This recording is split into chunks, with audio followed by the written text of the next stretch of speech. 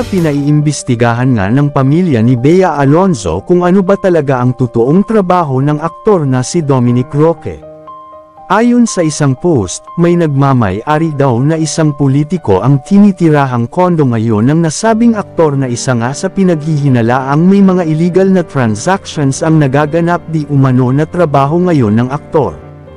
Ayon pa sa chika, politiko daw talaga ang nasa likod ng mga ginagawang trabaho ngayon ng aktor na si Dominic Roque. Ito daw ang totoong dahilan kung bakit pinaghihiwalay ang dalawa ng pamilya ni Bea Alonzo. May mga chika namang nagsisilabasan na pineperahan lang daw ni Dominic ang actress na isa din daw sa dahilan kung bakit nagdesisyon si Bea na tapusin na ang kanilang relasyon.